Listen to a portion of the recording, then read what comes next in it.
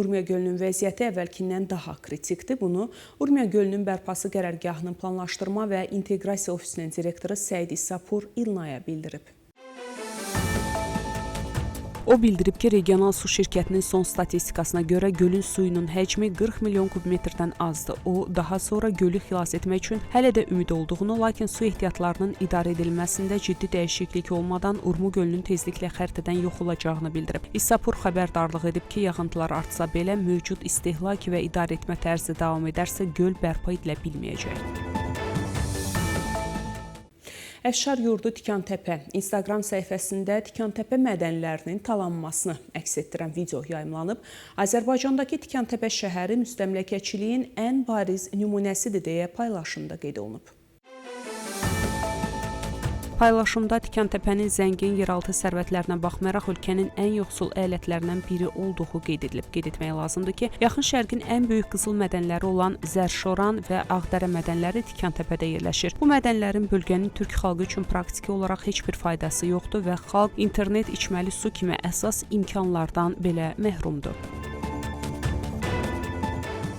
Davam edirik. Bugün səhər saatlarında Şərqi Azərbaycan əyalətinin Sosial Rifah Təşkilatının işçiləri əyalətin 3 şəhərində etiraz eyləmi keçiriblər. Bu haqda yerli mənbələr məlumat yayıb. Məlumata görə eyləmə təşkilatın Təbriz, Mərənd və Bostanabad şəhərlərindəki mərkəzlərin qarşısında keçirilib. Mərkəzlərin qarşısına toplaşan işçilər əmək haqlarının ödənilməməsinə və artırılmamasına etiraz ediblər. Əllərində plakatlar qaldıran narazılar hökumətin iş təzminatı, sığorta və işçilərin dərəcələnməsi sahəsindəki ədalətsiz siyasətini tənqid ediblər. Təbrizdə bir qrup əczaçı, bir qrup həkim və patoloqla birlikdə Sosial Təminat Təşkilatının tələblərinin ödənilməsində 7 aylıq gecikməyə etiraz etmək üçün toplantı keçirib.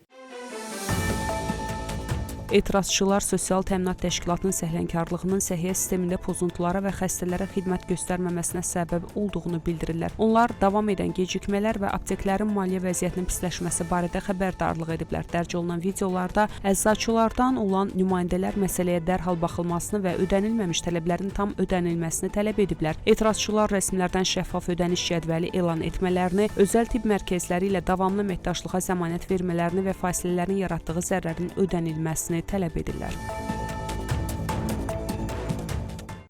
Ardıcıl 4 gün evin həbsxanası qarşısında keçirilən oturaq eyləm dağıdılıb. Məlumata görə zabitlər stulları dağıdıb və pankartları cırıblar. Eyləm iştirakçılarına məxsus avtomobilin də müsadirə edildiyi bildirilir. Azərbaycanlı fəallar Vədud Əsədi və Tahir Nəqəvinin ailə üzvləri və yaxınları tərəfindən evin həbsxanası qarşısında keçirilən oturaq eyləm mülki geyimli təhlükəsizlik əməkdaşları tərəfindən hücuma məruz qalıb və dağıdılıb. Hadisə yerində olan zabitlər ailələri evin həbsxanasının qarşısındakı ərazini tərk etməyə məcbur ediblər. Evin həbsxanasının qarşısında həbs olunan milli fəallar döyülüblər. Əli Xircunun dişləri və Behzad Dəşdinin burnuna xəsarət yetirilib.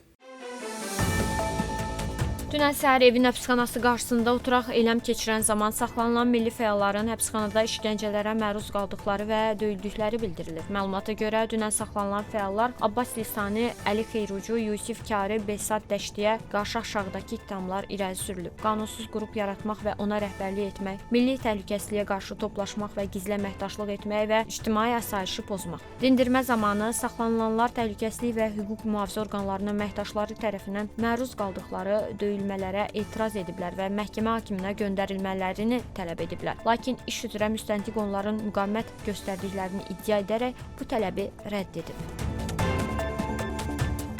Həmədan əyalətinin Məlayır şəhərinin həbsxanasında saxlanan məhbus Əbülfəz Hüseyni intihar edib. Bununla bağlı İnsan Haqları Təşkilatları məlumat yayıb. Məlumata görə məhbus B2 həbi içərək özünü öldürüb. Kütləvi dava zamanı saxlanan Hüseyninin barəsində irəli sürülən işə yenidən baxılması tələbinin rədd edildiyinə görə intihar etdiyi bildirilib. Qeyd edək ki, İnsan Haqları Təşkilatlarının məlumatına görə ötən il İran həbsxanalarında ən azı 32 məhbus həlak olub, onlardan 5-i xəstəlikdən, 20-si intihar səbəbindən həyatını itirib, 7 məhbus isə öldürülüb. Xəbərlərimiz davam edir. Bir neçə əyalətdə keçirilən əməliyyatlar nəticəsində ABŞ və İsrailə casusluq edən şəbəkə ifşa olunub və bir neçə nəfər saxlanılıb. Bununla bağlı İran mediası Sepahın kəşfiyyat bölməsinə istinadən məlumat yayıb. İsrail İranla son müharibəsindəki uğursuzluğundan sonrakı ölkədə təhlükəsizliyi pozmaq üçün İranın bir sıra əyalətlərində casus şəbəkəsi yaradıb. Sepahın bəyanatında bildirilib. Saxlanılanların sayı, onların kimliyi və ya saxlanıldıqları dəqiq yer və ya tarix barədə məlumat verilməyib. Qeyd edək ki, 12 günlük İran-İsrail qarşıdurmasından sonra İranda minlərlə şəxs həbs edilib. Onların bəziləri barəsində İsrailə casusluq ittihamı irəli sürülüb. İslam Respublikası göründüyündən daha zəifdir və onun real hərbi gücü məhv edilib. Bunu Qüds Strategiya və Təhlükəsizlik İnstitutunun İran üzrə eksperti Alex Grinberg yazıb. İranın real imkanlarını qiymətləndirsək, onlar məhv edilib və Tehranın İsrailə qarşı yeni raket hücumu onların intihar etməsi deməkdir, deyə o əlavə edib. Qeyd edək ki, İsrail Müdafiə Nazirliyi 2026-cı il büdcəsində Maliyyə Nazirliyindən İran təhdidinə görə əlavə 2,17 milyard dollar tələb edib. Buraxılışımız davam edir. Azərbaycanın Fövqəladə Hallar Naziri Kəmaləddin Heydərov Gürcüstanda qəzaya uğrayan Türkiyə Hərbi Hava Qüvvələrinə məxsus C-130 təyyarəsində həlak olanlarla bağlı qardaş ölkəyə başsağlığı verib. Nazir bildirib ki, Fövqəladə Hallar Nazirliyinin xilasetmə qüvvələri Prezident İlham Əliyevin tapşırığına əsasən sərhəddə tam hazır vəziyyətdədir. Türkiyə və Gürcüstan tərəfləri ilə əlaqələr davam etdirilir. Nazir hərbi qulluqçuların həlak olması ilə əlaqədar başsağlığını çatdırıb, yaxınlarına Allahdan səbir dilədiyini bildirib. Dövlət başçısı İlham Əliyevin tapşırığına uyğun olaraq Azərbaycan Fövqəladə Hallar Nazirliyinin xilasetmə qüvvələrinin Gürcüstanla sərhəddə tam hazır vəziyyətdə gözlədiyini diqqətə çatdıran nazir, Kəmaləddin Heydərov faciə ilə əlaqədar Gürcüstanın Daxili İşlər naziri Gela Geladze ilə telefonla danışaraq vəziyyəti müzakirə etdiklərini bildirib. Qeyd edib ki, Gürcü nazir hər hansı ehtiyac yaranacağı halda axtarış xilasetmə əməliyyatlarına Azərbaycan Fövqəladə Hallar Nazirliyinin qüvvələrinin dərhal qoşulması üçün müraciət ediləcəyini bildirib. Türkiyəli nazir Yerlikaya göstərilən dəstəyə görə Azərbaycan dövlətinə təşəkkür edib. Qeyd edək ki, müvafiq qurumlar arasında təmaslar davam etdirilir. Gürcüstan ərazisində qəzaya uğrayan Türkiyə Hərbi Hava Qüvvələrinə məxsus C-130 tipli hərbi yük təyyarəsində həlak olan 20 hərbiçidən 18-nin nəşi tapılıb. Bu barədə Gürcüstanın Daxili İşlər naziri Gela Geladze məlumat verib. Bildirilib ki, digər iki hərbiçinin nəşinin axtarılması yönündə işlər davam etdirilir. Qeyd edək ki, Gürcüstan ərazisində qəzaya uğrayan Türkiyə Hərbi Hava Qüvvələrinə məxsus C-130 tipli hərbi nəqliyyat təyyarəsindəki heyətin bütün üzvləri həlak olub. Təyyarənin qalıqları Xulagiri monastırının yaxınlığındakı dik yamaclara səpələnib və ilk dəfə yerli sakinlər tərəfindən aşkar edilib. Bundan başqa Gürcüstanda mümkün aviasiya təhlükəsizliyi pozuntusu ilə bağlı cinayət işi başlanıb. İşlər Türkiyə və Azərbaycanın birbaşa dəstəyi ilə koordinasiyalı şəkildə həyata keçirilir. Davam edirik. Rusiya prezidentinin mətbuat katibi Dmitri Peskov Rusiya Xarici Kəşfiyyat Xidmətinin Ermənistanın Rusiya taxılından imtina planları barədə açıqlamasına münasibət bildirib.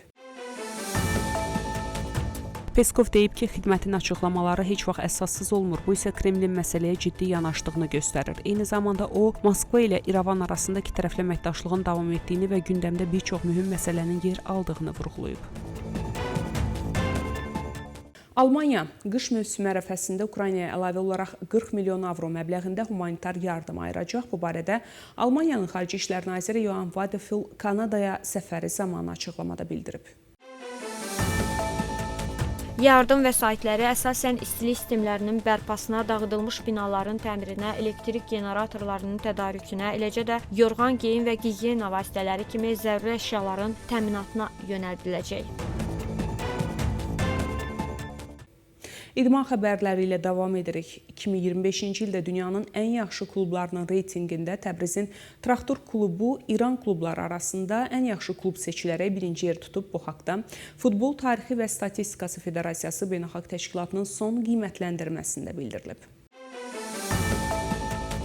Futbol tarixi və statistikası Federasiyası cari il üçün açıqladığı dünyanın ən yaxşı 500 klubu arasında Avropa Çempionlar Liqasının qalibi və 3 qat qələbə qazanan Paris Saint-Germain dünyanın ən yaxşı komandası seçilib. Real Madrid və Chelsea ikinci və üçüncü yerlər tutublar. Qiymətləndirməyə görə İran klubları arasında İran Premyer Liqasının ötən mövsümünün çempionu və Asiya Seçmə Liqasında İrandan olan yeganə təmsilçi Traktor dünya üzrə 264-cü yerdədir. Tehranın İstiqlal klubu 322-ci, İsfahanın Sepahan klubu isə 427-ci pillələrdə qərarlaşıblar. Qeyd edək ki, Tehranın İstiqlal klubu dövlət tərəfindən maliyyələşdirilir və illik büdcəsi Traktorun büdcəsindən bir neçə dəfə çoxdur.